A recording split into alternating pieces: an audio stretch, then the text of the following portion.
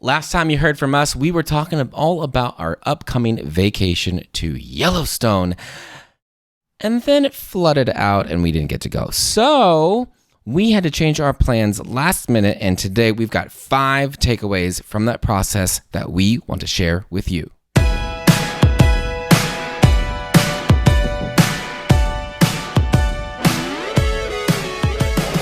Last time we did a podcast episode on budgeting for vacation. It was all about how we were elbowing and squeezing to make room for that gas budget to Yellowstone Park, National Park. Yep. And we were, I think it was Monday of the week leaving for the trip. John and I were We were going to leave on Friday. Yeah, oh yeah. We were diligent workers that day. My parents were helping out with the kids. So we had dropped them off over there in the morning.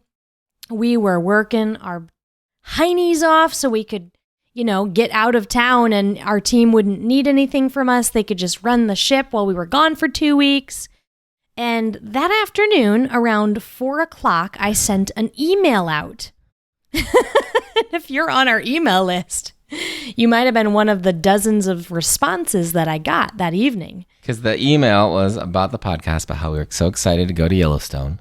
Yeah, and how we were making room for this $1,400 gas budget that originally we were estimating to be about $800. But then we all know what's happened with gasoline, and then the RV only gets 7 to 8 miles per gallon.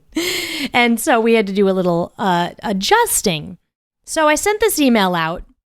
It was an accidental email send. It was supposed to send a couple days later, but I had screwed up.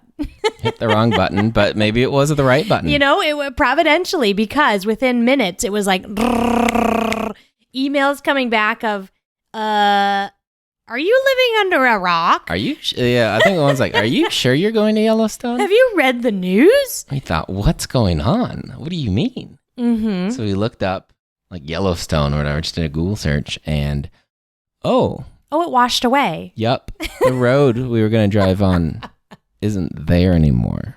Yeah. They've closed all the top half of the park. Oh, and then they evacuated the southern half of the park, and they were not letting anybody in. For an indefinite amount of time. So there goes our vacation we've been planning for a year. Right, because if you want to get a good spot in Yellowstone, you have to be planning this thing. You want a good spot, you needed to plan over a year out. We started planning it 9 months out. And we got a decent spot. We by the hairs of our chinny chins grabbed a few cancellations. It was not going to be the best spots, yeah. Anyway, yeah. If you want a really good thing, you got to be 18 months out on this situation or a year. So anyway, neither here nor there. But that night we knew this whole thing was done. I was not about to spend $1,400 in gas to get out there for them to tell me, sorry, still closed. Or this. Because some rumors, in different RV groups or with friends were, it'll be open, at least the South Loop, by next week. By the time you get there might be some things open. But the word some, to me, felt like a risk. If I'm driving all that way and spending this money so that I can see all of Yellowstone, I'm not going to get there and see Old Faithful and one other thing and then have 80% of the park shut down. Or washed away or whatever. Right. I want to see it in all of its glory. We thought we're just going to wait. We're not married to this. We can cancel this. We had trip insurance. It's not a big deal. And so that night we canceled everything.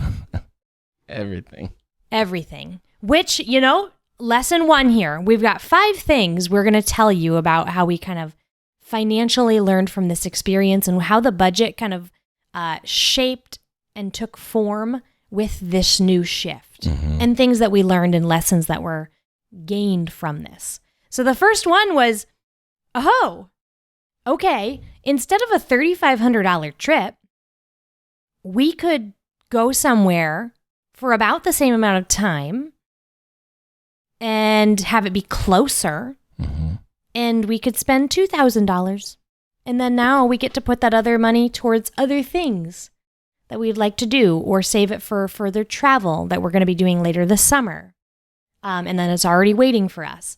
So immediately we saw an opportunity to accomplish the same thing that we wanted to do, get out as a family, enjoy some outdoor adventures, have a little bit of carefree timelessness away, but for less. And so we took advantage of that, and we automatically right then and there shifted and decided, okay, we don't need $3,500. Let's go ahead and go with a $2,000 budget for 9 days and 8 nights. We did shorten it just a pinch. And let's go with a $2,000 budget. And I'd say a lot of that was accomplished just by going somewhere closer. Yeah. Right. Because we were not spending $1,500 on gas. So that was really nice. We were going to spend a couple $100 on gas and keep it a little bit tighter, closer to home. And I know you move on, or I move on from things much more quickly than you do. Oh, especially disappointing things. Well, like I'll get stuck on that stuff. That can be a good and bad thing. Yeah. I'm not. Yeah, it's a mixed bag. You're in the moment, feeling the letdown, and you've moved on. Sometimes. Precisely. Yes. I'm a melancholic. You do it otherwise. So yeah, I'm there for weeks. You hold on to it for a while, or you're just you just feel it more. Oh yeah, and deeper. Having this happen and so close. It's not like this thing. It's not like it flooded out 2 months ago. And they're like, guys, we're closed for the summer. Sorry. Like you've got some time to think about it, move on. We were packing for the trip. Mm-hmm. We were getting ready, and so I'd say you could, and a lot of folks could probably see that as just like this is ruined. Summer's ruined. Vacation's ruined. What's the point? But it was an opportunity. We saw it as an opportunity to still go for what we were looking for, some time away with our family. And hey, well, okay, the budget had grown because it was a particular place so far away. Well, now we can probably do it closer. Right, exactly. And still have some reallocate. Fun. Yep. Yeah, and we had I'll say this. I think it was a mixture of a couple things. One, God's grace. Never underestimate it. Of course. It's always the power play. I had just gone on retreat earlier in June. I've been, steeped in different books on just abandonment to divine providence. That's kind of been the vein that the Lord has been keeping me in for a couple of years now. And I'm really grateful because life doesn't go my way 90% of the time. So to have this sense of abandonment has been really, really good for my peace. So I had already kind of been there spiritually working on things like that. And seeing that whatever comes up in the present moment as His will and just leaning into that and accepting it. But I had just listened like the day before to a podcast done by Mike and Alicia Hernan on vacation. And in it, they had even discussed that sometimes the trip you had planned just for one reason or another doesn't work out. And with family travel, particularly large family travel, the likelihood of having a wrench thrown in is exponentially increased. So they had encouraged, folks to just think about what the end goal was anyway. So John and I had even, as soon as we got this news about Yellowstone closing, we went to my notebook and I said, why were we going? And we jotted out all of the main reasons, and literally none of them were, just Yellowstone is the best place on the face of the earth. Yellowstone was a means to an end. It was facilitating other things for our family. It possesses some unique beauty and opportunities, but it doesn't have a hold on those things. And so right then and there, we knew, okay, we're going to pivot, and whatever we end up picking, as long as it gets us to this objective that we just listed out, these 6 or 7 things, we could go anywhere. We could go to the backyard. If it facilitated these things, the backyard did not. Our $2,000 trip to the backyard. Well, no, if we had a great backyard and a bunch of land. $2,000 to spend in the backyard. We could have just done that instead. But really, it opened up a lot of opportunities for us because then it was, great, now we have our clarified budget, redetermined, and now we have our goals of what we want to accomplish. And we know we want to keep this within about an 8-hour radius of our home. What is out there? what's waiting for the Texeras? Yeah, so that was lesson number 1. That was a biggie for us. Mm-hmm. Now, as an opportunity to save some money. An opportunity to save. For the other priorities that we've got going on. Yes. So one of the priorities on a trip is little keepsakes to remember the trip, buying some souvenirs. Yeah, take us into lesson number 2, and so John. we'd budgeted $50 for souvenirs. Okay, I'm already embarrassed saying that. I will clarify this. Typically in the past on an RV trip, our souvenir has been a magnet or a keychain at each park we stay at because... A keychain?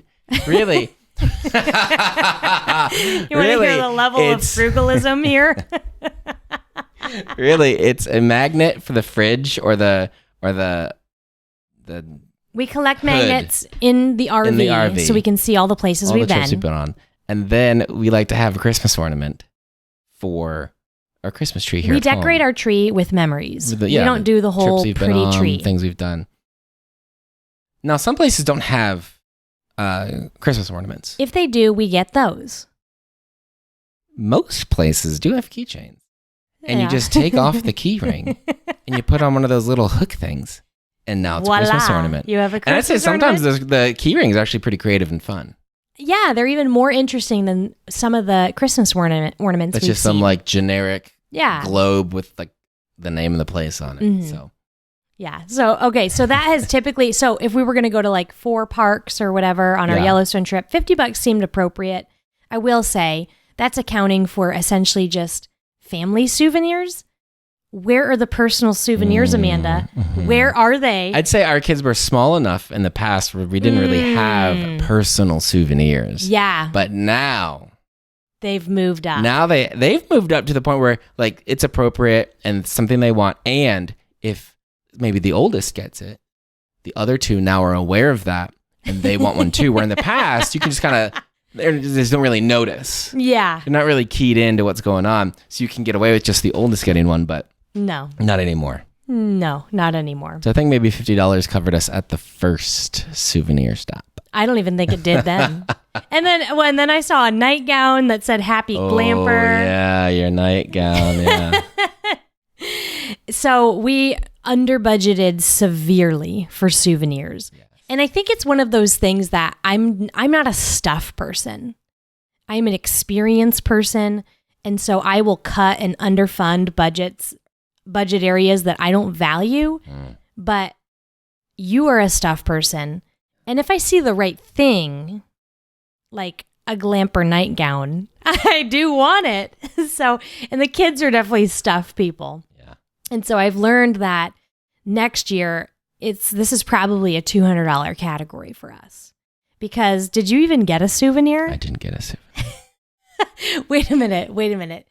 Wait, you did? No. You got that Uno game, that Uno Parks game. You guys bought Wilderness Uno under the pretense that it could be Dad's souvenir because Dad likes board games. Then Josie and I proceeded to play it. Yeah. Oh, yeah. Hey, I tried to get you some stuff. I tried to get you a mug. None of the socks were any good. They weren't. Where's the mug? We did get a mug, No, we didn't get the mug. We put it back thinking we were going to get one at another park. We got something else. You got the nightgown instead of the mug. Yeah, we just kind of forgot about souvenir shopping for you. We do.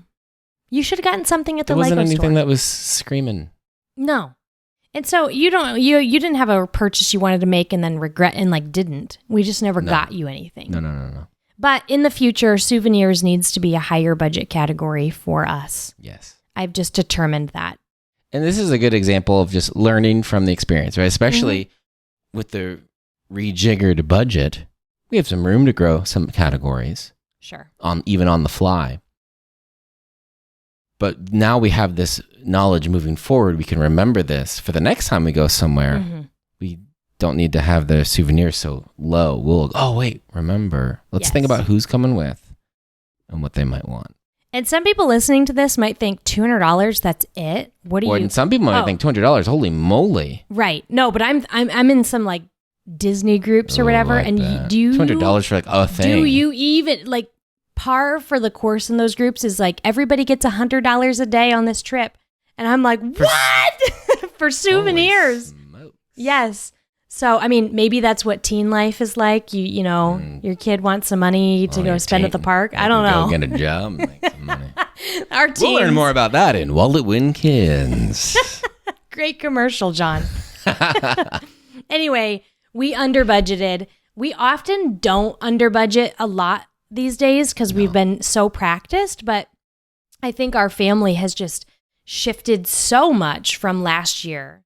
Mm-hmm. And honestly, I think if I pulled up the South Dakota budget last year, we did budget more for souvenirs. We did. And I think I was think about it. We got not thinking right this year. Magnets. We got maybe we got a shirt at Wall Drug.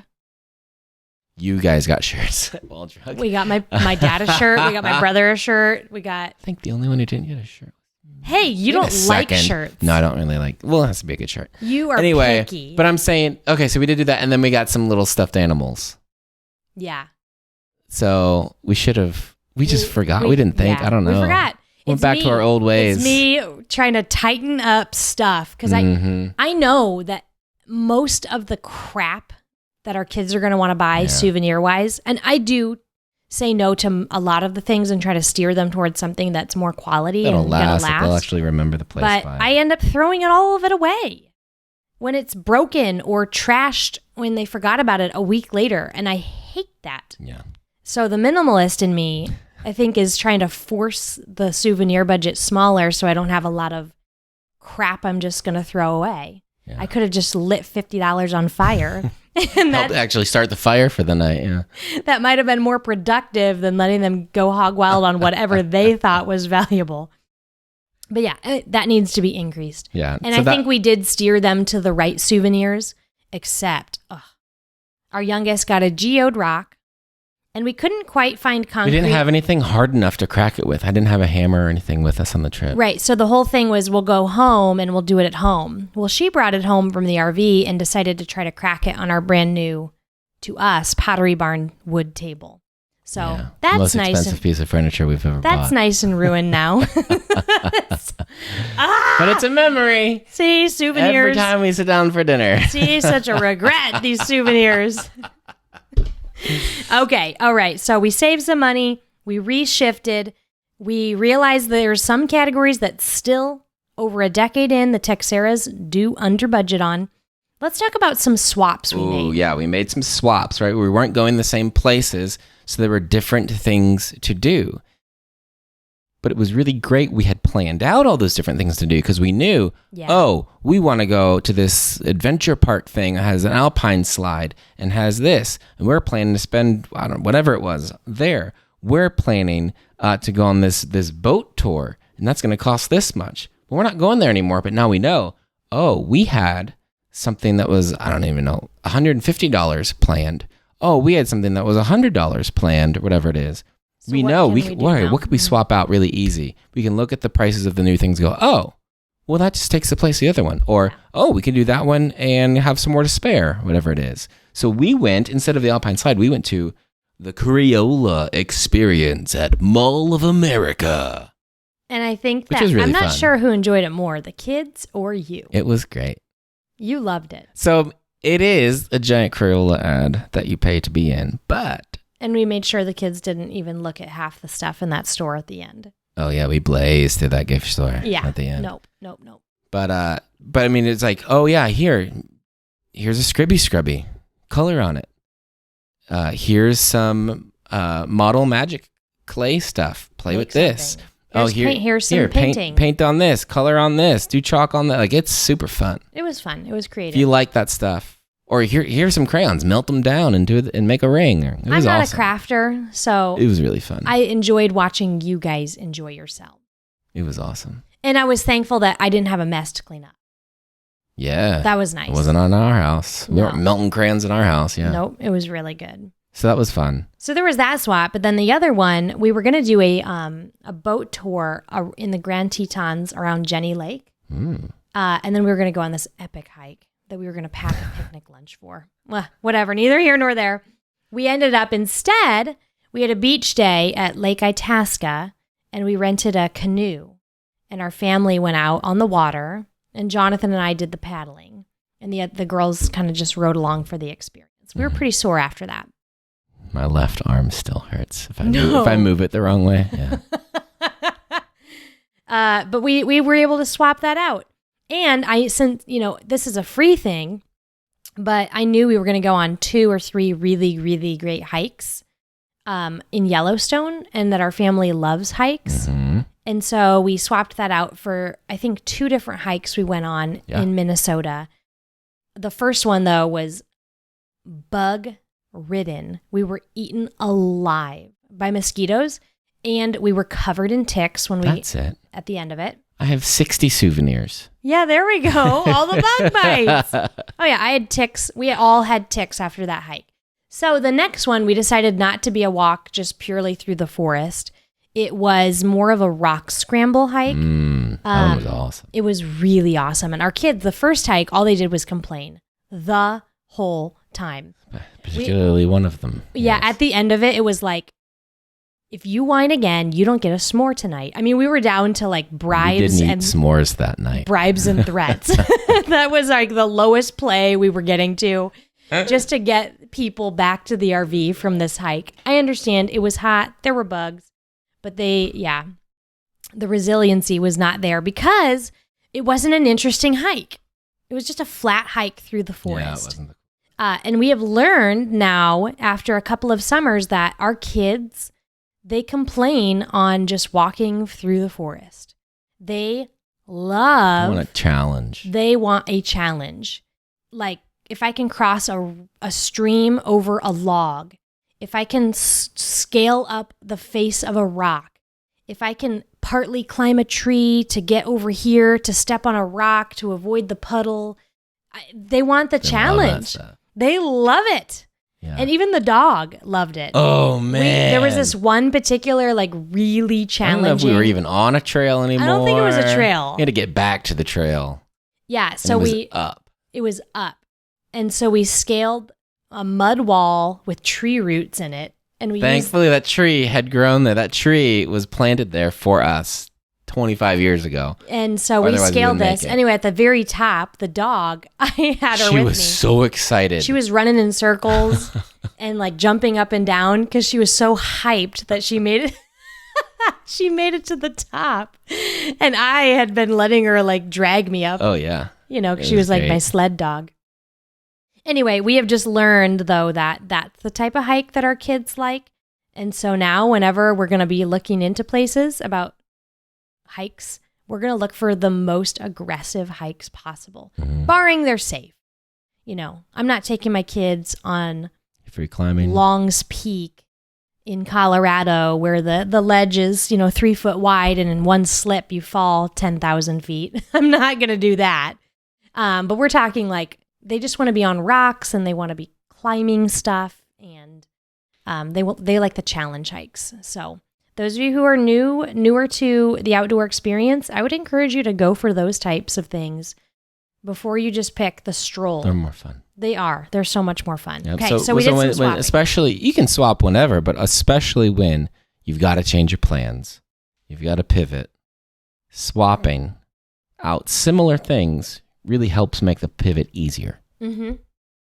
Now let's do this. We got some regrets from this trip. We do. I think you should go first. One regret. Some regrets. Some purchases we made that we just regret big time. Not getting 100% DEET bug spray. No, we don't like the DEET. But we didn't refill on that stuff we usually get. We didn't get the good stuff. We had stuff that maybe didn't work the best. But anyway, that's just my joke about the bug bites. Oh, okay. So both of our regrets, I think, are about food. They are. Mm-hmm. And mine is, so we weren't even planning to go out this night. Yeah, no, we weren't. And I think we were still on this bit of a trip. Hibachi grill. We were still in this but this is earlier in the trip when we were still like, maybe it can be like our North Dakota trip last year, and it can be South Dakota, and it can be like the most amazing thing ever, and we can love every minute of it. Our South Dakota trip was like the trip of all trips. So we were still maybe like reaching for some of those things. Mm-hmm. And when I was waiting in line to get a souvenir that we forgot to get the first time through, this lady in front of me asked about like places to eat or whatever with the group. And the lady who worked there mentioned this place. And it sounded so cool. An old logging camp, and it's like family style, and it just sounded so cool. And then we looked it up online, and it was were good. 4.8, 4.9. I mean, wow, really good reviews. We showed up. It was kind of neat, you know. It was quaint, kind of backwoods. And then property looked slightly run down. And then we sat down. And it wasn't that busy. It was like a Tuesday or something. Yeah, so I didn't read into that. And then the food came out. It just wasn't great. It was dry. I didn't even know what gluten was. Yeah, they had some trouble with what a gluten was. They had, the mashed potatoes were probably the best part of the meal. They were the only part that I basically ate. Some bits were better than others. I mean, even the logger's donut. At the end, even the fresh, fried, warm donut at the end kind of stunk. Was lacking. Yeah. Our youngest took a bite out of it and put it back on her plate. That is telling you something because she lives for donuts. So that was a bummer. And I'd say my regret here was I don't know. Not vetting it? We didn't vet it enough. We didn't... it wasn't our plan. So we got kind of bulldozed off our plan based on someone else's thing. And I'm looking back and I should have known. I should have known. I haven't told you this yet. Well, I resisted you. The lady making the recommendation, when she asked, she goes, well, there's this place. And she goes, and I've lived here for years, but I don't go out to eat that often. So maybe, it's like she doesn't have this huge variety of things to pull from. Oh, okay. I don't know. I just thought, I guess in my mind, I thought for old logger camp, homemade food, family style, like in my mind, if I ran a place like that, I know what it would be like. And I thought that's what it would be. And honestly, last year, one of our most memorable events from the South Dakota trip was when we went on that chuck wagon dinner. And it was one of the best nights out ever. Even though it was raining and we got wet. Oh, it hailed on us. It was a disaster of a night. It was awesome. But it was so epic. We thought it was going to be like that. It was nothing like that.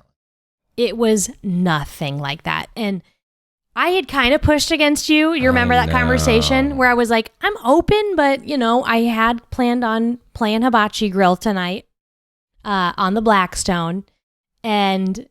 But I trust your gut if you feel like this is a move we should make. And you did. And at the end of the day, we went and the kids chased chickens. The kids had a good time. And they had a fine time. They were not upset. They didn't really notice anything. But John and I realized the type of person who tends to be attracted to like a family style, not a buffet, but like an all-you-can-eat situation. They're not typically looking for the quality of food. Well, I just say the places or the culinary experience. And the places that are like that aren't going to be pumping out the best stuff. They're just not the type of food that we eat, and we didn't look at the menu. It was just a regret. That's all it is. I'm sharing my regret. What's yours? Oh, mine's worse. Well, it didn't cost as much, but it's a bad one. It might have cost. It's a bad one. It's bad.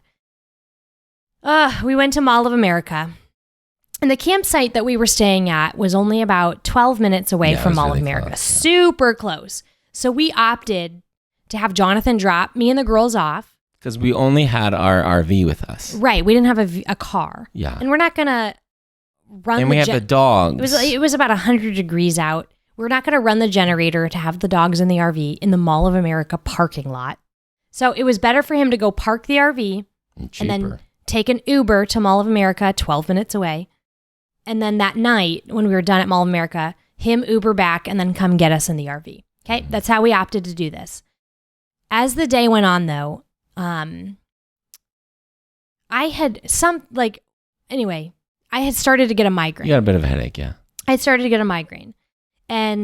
But we needed Jonathan to go get the RV. Yeah. So this was going to be about a half an hour, 40-minute experience where you go get it and bring it back. And I have a migraine. So usually if we're home, you'll just take the kids and I will go rest or go to sleep. We couldn't do that because when I have a migraine, me finagling driving the RV is not good either. So I decided to wrangle the kids and I thought, let's just go get ice cream. That'll keep us busy for 30 or 40 minutes and that'll be how we pass the time. And then I'm not wandering through the mall with them. Well, my capacity to make decisions is diminished greatly when I have a migraine. And so we go up to the food court area and the first place the kids see is Cold Stone. Now, I wanted to find something more local or more unique, but they just said, ice cream! And they ran and they got in line. And I just kind of thought, whatever. Okay, we'll share something. It'll be no big deal. We'll just order the Love It. That's the large. Yeah, the large, when it comes with like 3 or 4 scoops or something of ice cream, and then we can get some toppings. Well, as soon as we're now time to order, now there's a line behind us, and I feel pressure. And the kids don't know what the ice cream stuff says, but they see blue ice cream, and they want that. I say we're going to share. Our oldest starts to have a massive fit. And I won't get into it here, but when she's having a fit, it's big. And now I've got all these eyeballs. All of the workers at Cold Stone are watching me, and all of the people in line behind us. And she's having a fit, and I just don't even know what to do. And I can't think rationally with a migraine. I can't. So I just said, do you have a kitty size? Thinking, because one of their smalls were like $6.89. So I thought, do they have a kid one? And she said, yes, we do. And I thought that'll be like, what, $2 or $3? Great, perfect. And they never put the kitty on the menu board because that's what people will buy instead of a small. Yes. So it's never on there. A bunch of places do that. So I order. So you don't know how much it is. 4 kitty ice creams and one for myself too. And I don't want to be charged extra for mix-ins. And I don't know how Cold Stone works. I haven't been there in a decade. And so I didn't opt for any mix-ins. And then the whole point of going to Cold Stone. So we just have 4 scoops of ice cream. I get to the checkout booth. It's $25. What? Like, no mix-ins. At this point, they've already scooped everything up. I look at the board. It's your first mix-in's free. It's free, girl. That's why you go. I could have gotten it. Anyway, I was so angry at this point. I just spent $25 on 4 pathetic scoops of ice cream. We could have gotten the large, shared it. We would have had more ice cream than this. My blood was boiling. But at this point, there's a line. I can't really do anything about it. It's just going to be one of those pain things. And then we went down to sit down and eat our ice cream, and it was horrible ice cream. It's terrible ice cream. You didn't like it? They're relying on you to put in all those mix-ins. And I didn't put any mix-ins. Oh, it was so bad. So yeah, it was a huge, huge, huge regret. And here's the real regret underneath all of it. The lack of planning, because we had to rush this. A friend asked me, like, why do you think your South Dakota trip last year went so well? And I told her it's because I planned and researched the hell out of that trip. I did. And planning and researching a trip is half the fun for me. That's more than half. It might be more. It might be 70% of the satisfaction for me personally is the planning and the research. So everything we did in South Dakota was pre-vetted, predetermined, pre-decided, pre-budgeted. I read all the reviews on all the sites for everything. I even looked at the menus ahead of time and knew what to order at the different places we went. So had I had time to plan, I would have actually known the ice cream spot to go in Mall of America, and I would have already decided what we were going to order based on what the budget allowed at that place. So there were just little things like that, and the place we even went to dinner with you.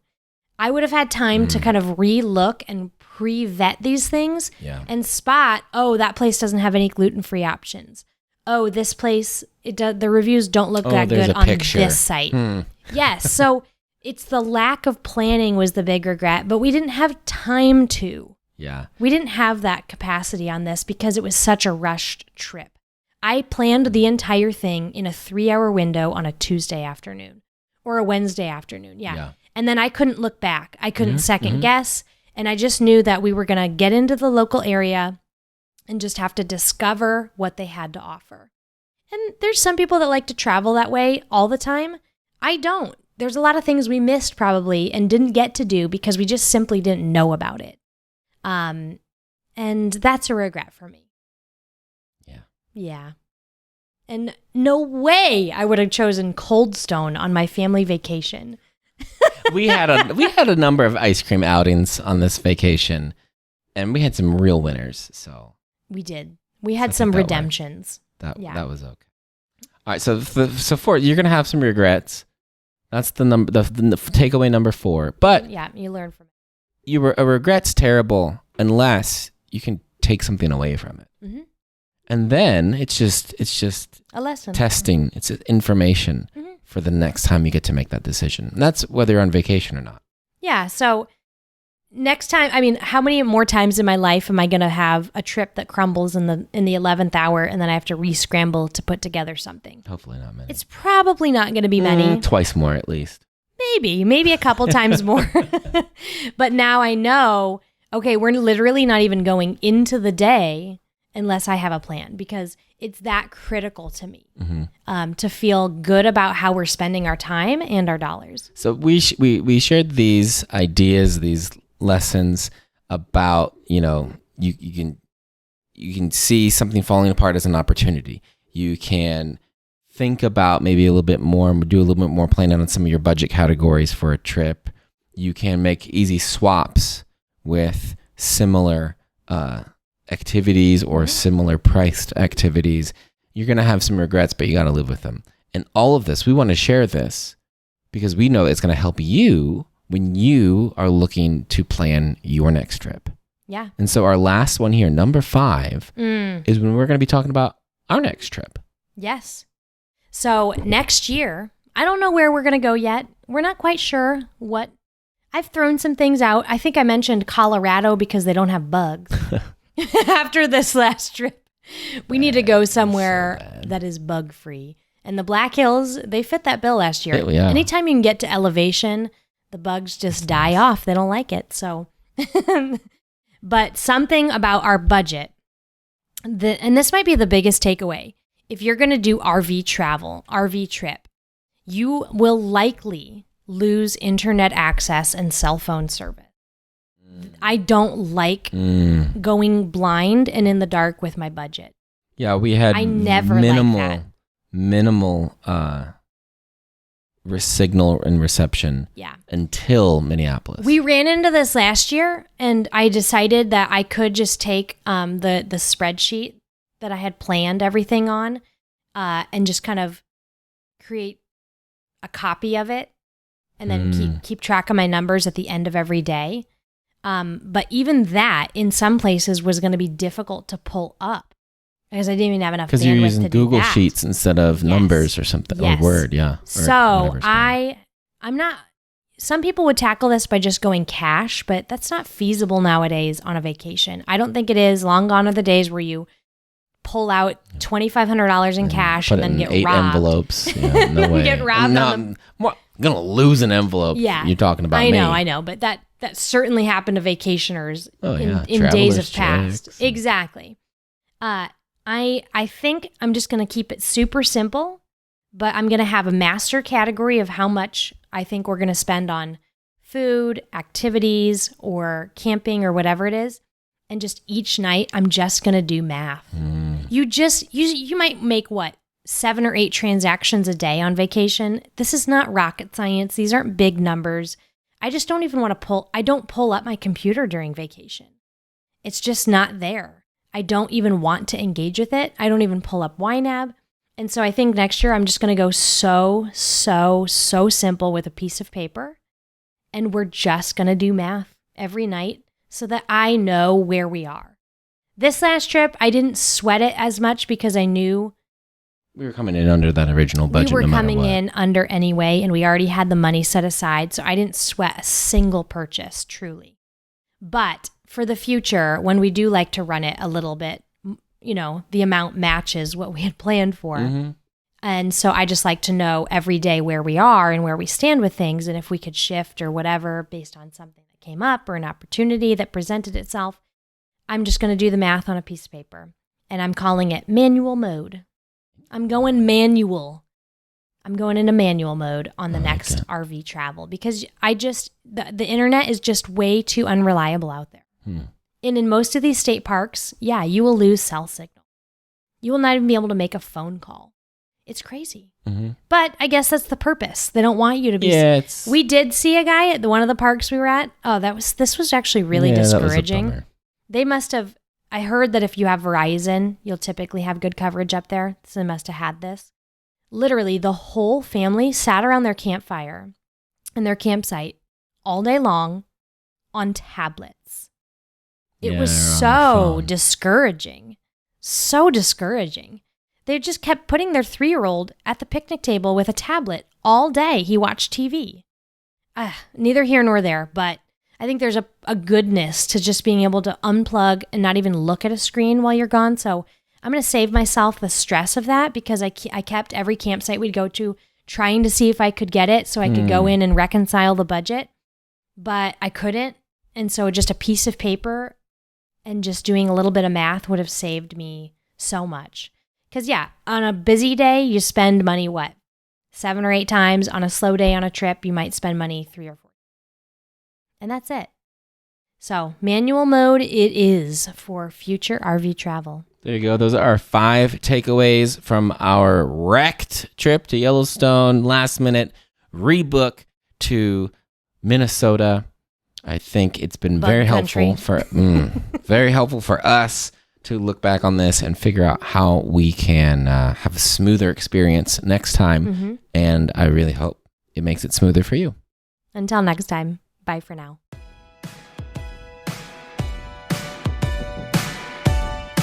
Thanks for joining us today. You can learn more about this show and the WalletWin program at WalletWin.com. Music in this episode's from Dylan Gardner. Listen to his new album, Almost Real, on iTunes, Spotify, or wherever you get your music. See you next week.